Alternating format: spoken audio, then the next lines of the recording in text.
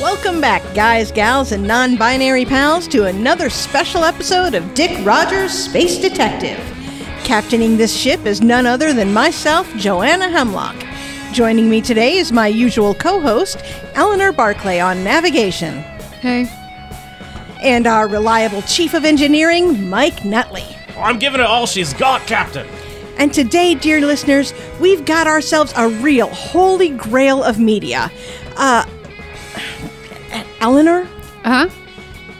You know we started the podcast, right? Oh, yeah, sorry.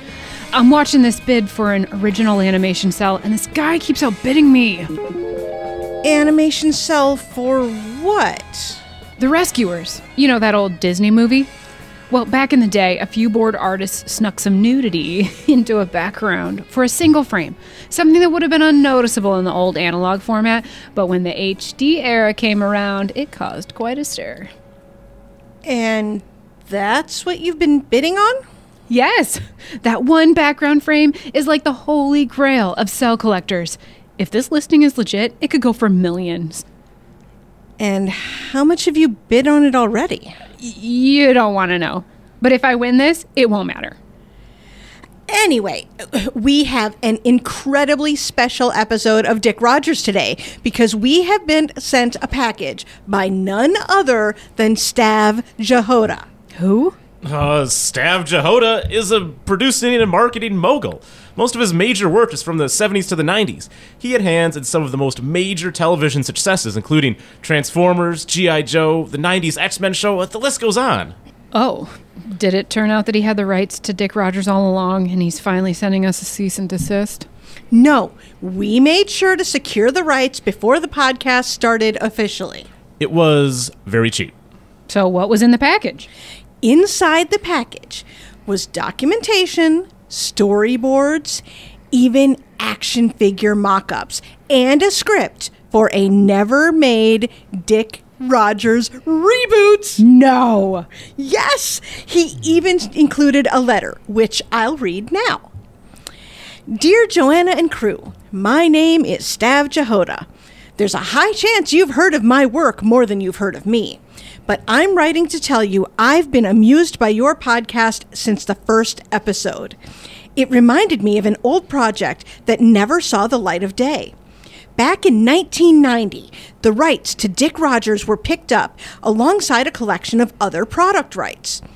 Going over old materials, I developed an infatuation for what I called the little radio show that could. And I wanted to see if I could make this little unknown star a bright one on Saturday mornings. Unfortunately, we never could find the proper funding for the project, and it never came to be. Included is all the documents from the project that I could find in storage. Hopefully, it makes for a good episode. The script was a first draft, so be nice. Happiness to you and yours, Stav. Okay, that's actually pretty cool. Very. So, for today's episode, we did the work of adapting the included script to fit our usual format, since it was an animation script. We tried our best to keep things as close to the original as possible. We also added advertisements that would have been appropriate for the time. So, sit back, grab that purple stuff from the fridge, and get your pogs ready for Dick Rogers, Space Detective, The Origin. Dang it! Somebody outbid me again! Curse you, heckin' Kitties 99! Yeah, sorry? Seriously? Yeah, I'm sorry too. Mike! Rolling the episode. Space. Never has there been a place more mysterious and dangerous. A place that needs a hero. One that can truly be called a space detective. These are the tales of the exciting life and times of the greatest hero of them all, Dick Rogers. Our story begins on a familiar planet, Earth, in the far future year of 2001. Our hero-to-be stands on a lone hill, gazing at the stars through a telescope. He's approached by a girl, Symphony Adams. I thought I'd find you here, Dick. Well, Symphony, I was hoping we'd get a chance for one last meeting of the Stargazers Mystery Club. Guess everyone was too busy. Well, we all just graduated today. Everyone's busy celebrating with their families. Everyone has their futures to think about. Yeah, about that. You didn't get in, did you, to Kepler? Just got the rejection letter today. I'm sorry, Dick. You at least have your backup school, right? No, there wasn't a backup school. No one else has the same programs. I mean, there are probably other options out there.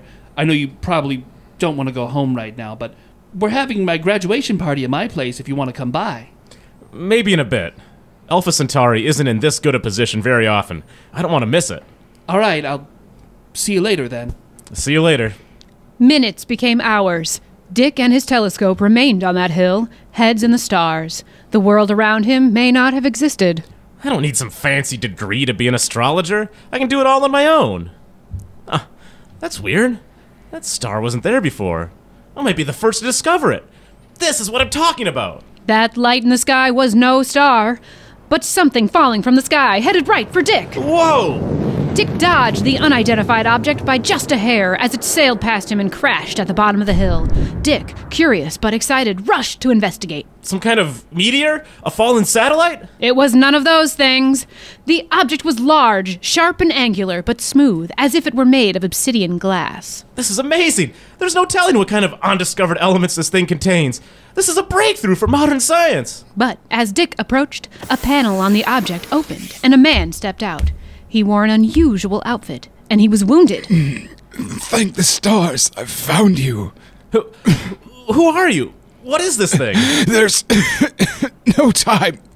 Please, kid, take my hand. The fate of the universe relies on it. But The mystery man grabbed Dick's hand. Dick's mind was flooded with information and imagery he didn't understand. It was a second that felt like hours, and when it was over, Dick felt dizzy. It was you. It was always you. Hey, hold on. I can get help. But it was too late. The man was gone, as if he never existed.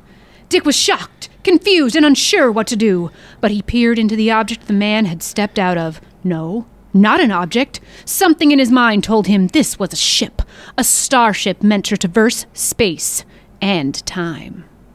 How do I know this? Curious for more answers, Dick stepped further in and quickly found his way to the cockpit.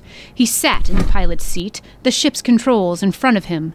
They felt comfortable in his hands as he touched them. Like a second nature, he knew how to activate the ship. Before he could even think to stop himself, Dick was flipping switches and pressing buttons required to start the ship's engine, driven by a need for answers to this mystery. But as the ship came to life, hovering above where it crashed, Dick paused. What am I doing? This is crazy. But who else can say they've been able to do this?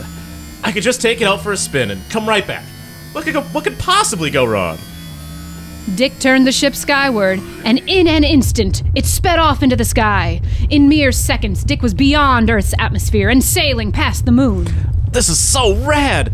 There's so many things we could learn from this. But as Dick was amazed by the sights around him, the ship kept sailing. It picked up speed and a message was displayed across the screen. Appropriate speed reached. Time slip initiated. Wait, what? No. Frantically, Dick pressed every button he could find, flipped every switch as he tried to cancel the sequence. But it was too late, as the lights of the stars began to bend around him. The slip was seamless, but soon Dick found himself right in the middle of some kind of space battle. Ships all around him firing at each other, ducking, dodging, and maneuvering. Combat initiated. Activating weapons. Combat? No way! I've never even been in a fight before. I don't even know whose side I'm supposed to be on. Highlighting enemy fighters. The screen in front of Dick lit up, marking his supposed enemies. Dick wanted to resist, but those fighters started to notice him, and they weren't holding back as multiple shots rocked the ship. Damage sustained. Take evasive maneuvers. I know that. Dick came to a realization. Survive this encounter or die. His hands found the controls, and suddenly, he was dodging shots and maneuvering the ship like a pro, as if he had spent his entire life doing it. He could dive, spin, and return fire like a true ace pilot. The battle did not last long as Dick and his sudden allies pushed back the wave of fighter ships. Once the last one was gone, a voice came in on the ship's speakers. Thank the stars you came back, Captain. I thought we lost you. Sorry, who? Are you okay, Captain? Something go wrong with the time slip? Maybe you regressed in age again. Hopefully you didn't have to go through puberty a third time, dude. No, I think you have me confused for someone else. My name is Dick Rogers. This ship just crashed before me and, I don't know, now I'm here. Who are you people? What's going on? Confirmed. Bioscans not matched. We can talk about this back at the Holloway. You handled that ship like the captain. You should be able to follow us back. Yeah, I think I can do that. Dick followed the lead of the remaining ships as they led him back to a massive flagship. Again, as if he'd done this a million times before, Dick docked his own ship in the hangar and disengaged the engine. His heart raced as he thought of what he should do next. Disembark the ship and meet these new people? That made the most sense. But he couldn't bring himself to move. Frozen in place as the experience washed over him. He had just left Earth and gone to space. Took part in some kind of space battle against an enemy he didn't even know. His thoughts were interrupted when... Stealing his nerves, Dick climbed from the cockpit, found the exit hatch, and opened it. Before him, there were 3 beings. Naturally, Dick did the only sensible thing. Everybody calm down. The first was what he could only describe as alien, purple skin with large black eyes and antennae. Let's all just introduce ourselves like civilized beings.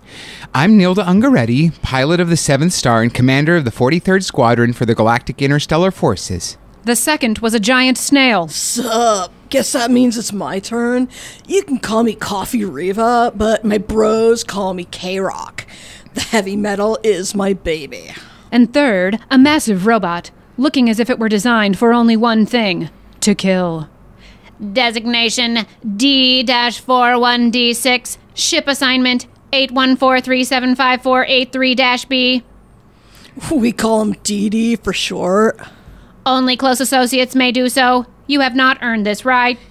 Don't mind them. They're just salty because the robots lost the human extinction war. Ugh. Remind me not to mention salt around myself. It gives me the giblies. Do not mention salt around Kofi. Knock it off, DD. And you are? My name's Dick Rogers. I don't know how I got here. I was on my home planet and this ship just crashed in front of me.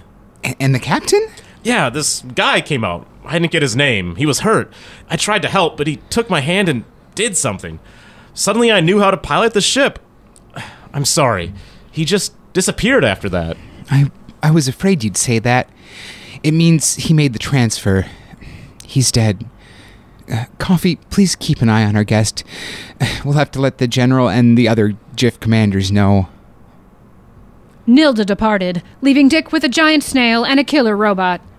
She and the captain were close, you know? Truly, this is a tragedy. The captain was the only human I liked. We're all gonna miss him, DD. But if he made the transfer, then not all hope is lost. But we'll have to see. Oh, sorry, dude. You're probably super confused. Come on, I'll show you the mess hall. You're probably starving after all that. I know I am. You coming, DD? I require a battery recharge. Output is only at 12%. All right, that cracks. Just me and the new guy, then. Coffee led Dick through the ship, among aliens and robots he'd never even imagined before. He was brought to a large room full of tables. Large devices lined the walls that seemed to deposit food upon request. All right, dude, so what's the grind? Huh? What do you want, my bro? These matter vendors can make you just about anything you can think of. I suppose I could go for a milkshake. Never heard of it, but you can give it a shot. Dick approached the device. The strange symbols across the machine somehow made sense to him. Within a few button presses, a cup was dispensed. Frozen ugly and grack juice. Bold, my dude. Dick tasted the liquid in the cup. It was close to the idea of a milkshake, yet way off. But it would have to do, as Coffee showed them to a table. So, how come I can read everything here? Well, see, that guy you met was Captain Galactic. He was like a superhero and a super soldier and a force of nature all rolled into one. Dude was totes the best. But there was another title he went by. Space Detective. Before the war, that was his primary gig, solving mysteries and stuff. He was also our key to fighting the Chronids. And who are they? Cronids are a species that exists beyond time. Like, they experience all of it, all at once. Unlike one bit at a time like us. They've seen, are seeing, and will see the birth and death of the universe all at once. They're trying to stop the flow of time entirely. In their eyes, they're saving the universe from inevitable destruction. But that would cease all perception, all experiences altogether. Indeed, you are a smart dude. I definitely didn't get it all right away. But not all Cronids agreed with the plan. Unfortunately, those that didn't were all captured by their leader, Cronid Prime. Well, except for one. They came to us with a secret to the Cronid's power. The ability to perceive all time. Problem is, they could only grant this power to one person. They did so by transferring their self into Captain Galactic, who's now transferred it to you. But I'm still perceiving time linearly. Is it like a power I have to turn on? I think so. The captain tried to explain it once, but I didn't really understand.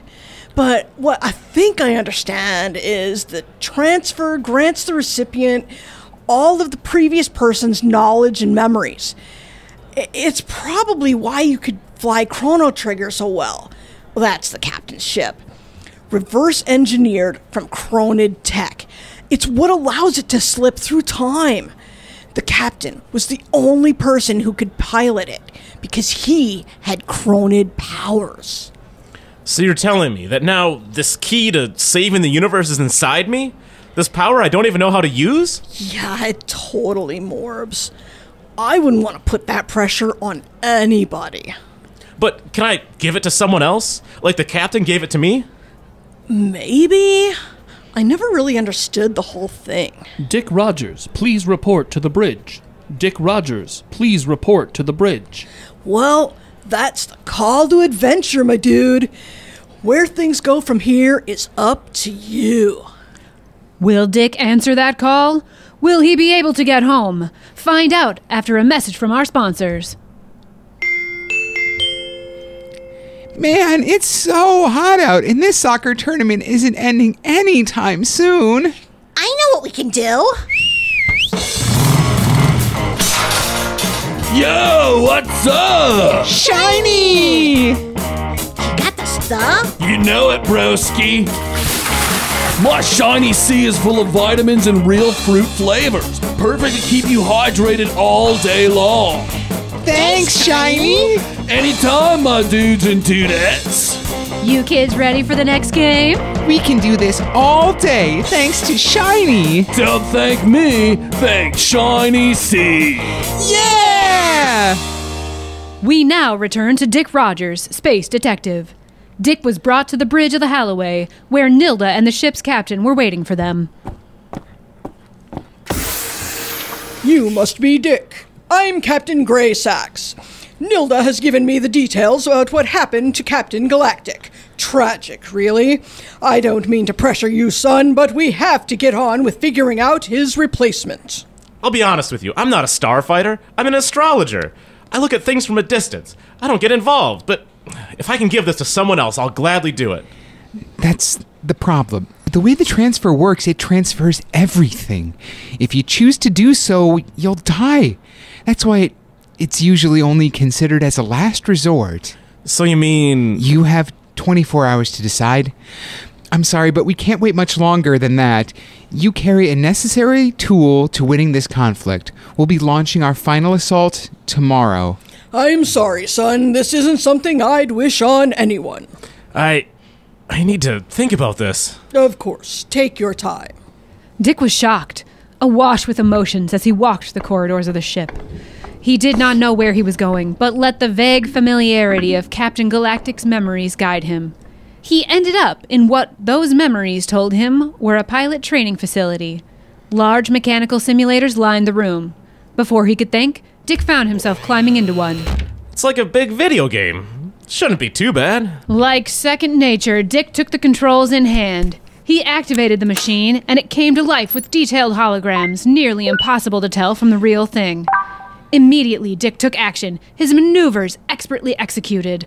The memories of previous battles flowed into his mind, remembering training he'd never been to, hours spent in this simulator. Time passed him by without his notice, until there was a knock on the side of the simulator. Dick powered the machine down and opened the hatch. I had a feeling I'd find you here. The captain always came here when he wanted to clear his head. Yeah, I can see why. He never really explained what it's like to see someone else's memories. It's hard to describe. It just kind of happens. You start having memories you know aren't yours. And then there's the whole time perception thing. Maybe because people weren't meant to see time this way, but I just know things. Like, when I'm in the ship, I know when shots are gonna come, when enemy ships are going to be in my sights. Or I know things that I've never been there for. I know DD was constructed just under 8 galactic cycles ago. I also know they've never told anyone that. Yeah, DD isn't exactly a sharer. I mainly came down to apologize for the pressure put on you. When Jim took it on, he did so willingly. You didn't get that option. It was an emergency situation. I'm sure he... Wait. What? When he transferred his power to me, he said something. It was always you. Why would he say that? He saw the future. He knew. Because I know what he saw. And it was me. I was always supposed to come here. It was always me. So, does that mean you'll stay? I think it means I already did. There's one more thing I have to tell you. They didn't want to inform you, but it's only fair. If you stay, and if we win this fight, you'll lose your N.E.R.D. powers, and the ability to time slip will go with it. You won't be able to go home. I know. To be honest, I didn't really have a lot to go back to. But I also know that if I'm stuck in this time, I'll be removed from my previous one. It'll be like I never existed. We don't know that for sure. We've never seen something like that happen, but that is the theory. I essentially took Captain Galactic's place in the time stream when he transferred to me. That can't be good. They brought the fight to us. Looks like they didn't want to wait. All fighters to battle stations. All fighters to battle stations. Prepare for combat. We are under N.E.R.D. attack. Dick and Nilda rushed to the hangar, boarding their respective ships. Dude, these guys just picked the worst time to pull this. I was right in the middle of my daily nacho grind.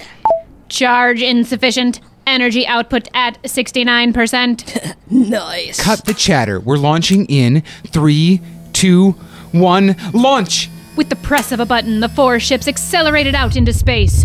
Before them was a massive armada of N.E.R.D. ships, as well as their flagship, N.E.R.D. Prime. Monotime beings, you have put up this pointless fight for much too long.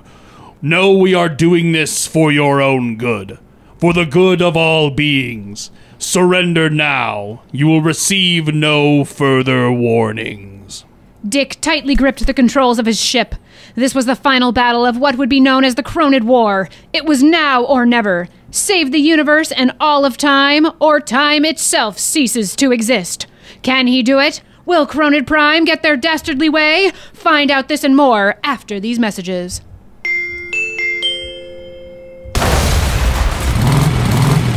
This summer, you'll never believe your eyes. You'll never believe your ears. The movie you won't want to miss. Jack Jacobson is the Exterminator. They think they can kidnap the president with their army of robots from the future? I'll show them what happens when you mess with America.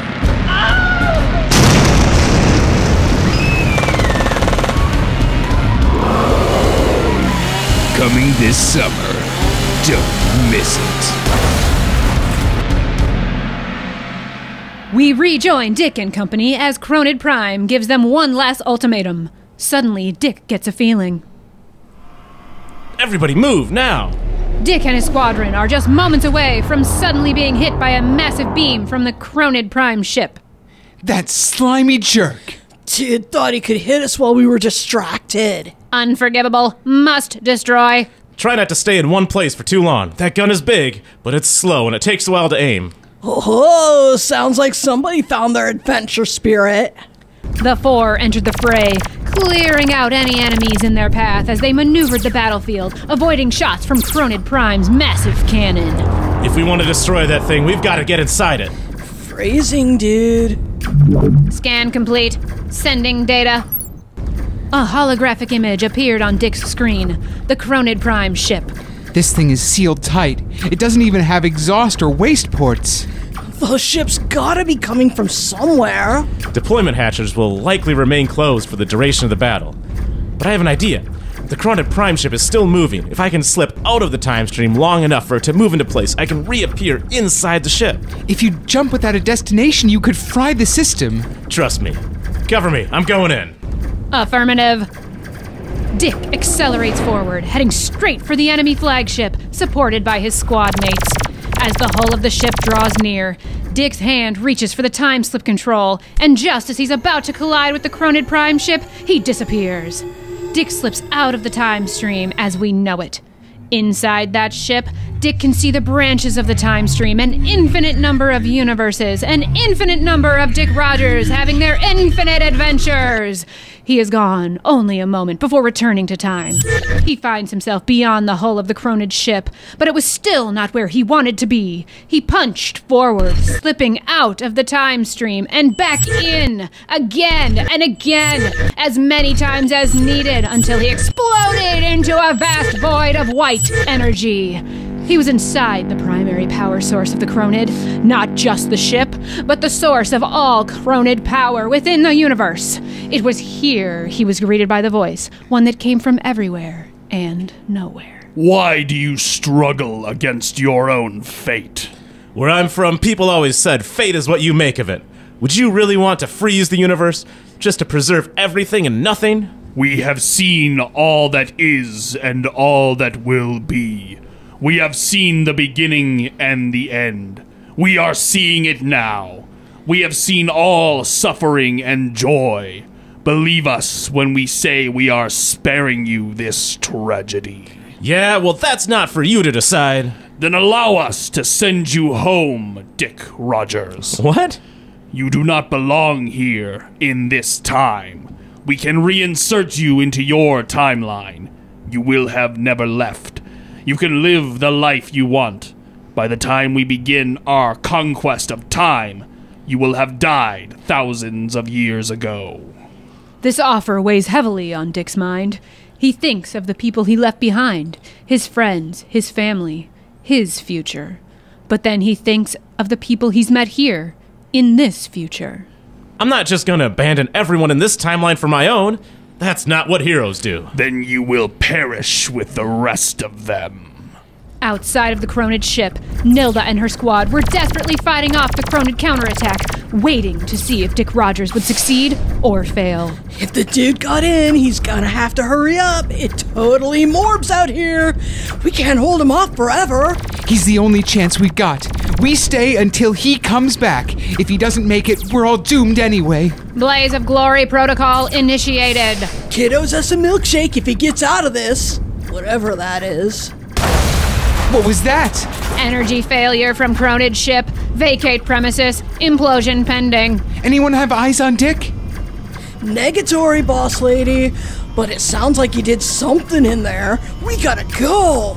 The three pilots sped away from the N.E.R.D. ship as quickly as their engines would take them. The gargantuan flagship exploded in massive bursts of energy before suddenly stopping, the explosion frozen in time, before slowly reversing. As if being rewound, the debris and energy were sucked back into a single point, a miniature black hole absorbing anything in its range, before collapsing in on itself as quickly as it appeared. Dick Rogers? Are you out there? Please respond. Hey, can someone give me a lift? I think my ship's primary power's out. Good to see you made it, kid. You totally owe us milkshakes, my dude. Executing cheer protocol. Protocol executed. We can give you a tow back, but how did you get out? When the ship was blowing up, I had one more slip left in the ship. I used it to escape the implosion. Dude, couldn't you have used it to go home? Wasn't enough juice. I could only get a few minutes forward or back at best. The trio pulled Dick's ship back to their own, relieved that the battle was finally over. After being healed of his injuries, Dick was transported to the GIF headquarters, where a ceremony was held. And it is with great honor that I bestow these medals of victory to the squadron responsible for defeating the Cronids and saving the universe as we know it. Nilda Ungaretti, Coffee Riva, designation D-41D6, and Dick Rogers. The entire universe owes you for a debt of gratitude that can never be repaid. So, what next, Dick? I don't know. I've been thinking about that, and I think the title of Space Detective sounds pretty appealing. Really now? You got big shoes to fill.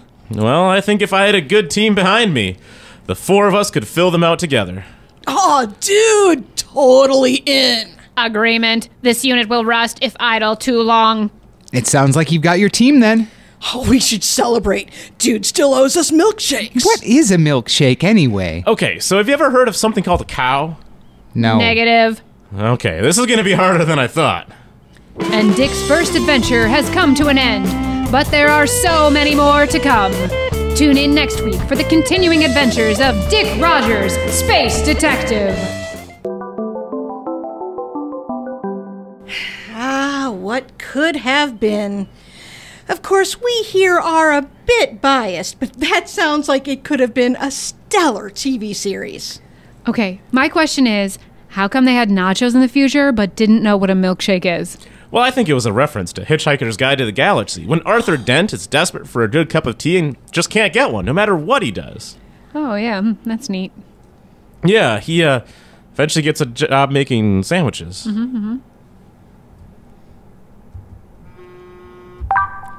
The bidding just ended. Who won? None of us. Somebody named Scary Jim sniped us at the last second. Dang it! That was my chance for riches! It's probably for the best. That bidding was up to $10,000, and I don't think the three of us combined could have scraped up that much money together. I mean, I could have taken out a few loans. I know a guy. Yeah, we all know that's a bad idea. I know, but I was this close. I think we should wrap things up here. Mike, hit him with the socials. We're on Facebook at Dick Rogers Pod, on Instagram at Dick Rogers Space Detective, and Twitter at Rogers Space. And you can join the nerds on Patreon at patreon.com/space_detective. And make sure to tune in to your next Dick appointment. Same space time, same space channel. It's not as funny when you lean into it. But it's the brand now. Good night, everybody. This episode's nerds are Wendy Willward as Joanna, Coffee, Gray Sacks, and Kid 2. Angela Ventris as Eleanor, narrator, Dee Dee, and parent. Michael Storm as Mike Nutley, Dick Rogers, and Jack Jacobson. Logan Wright as Symphony, Ship AI, and Cronid Prime. And Nicholas Johnson as Captain Galactic, Nilda, Kid 1, and Trailer Voice. Dick Rogers' Origin was written by Logan Wright. Music by Nicholas Johnson. Sound design by Michael Storm, and audio editing by Nicholas Johnson.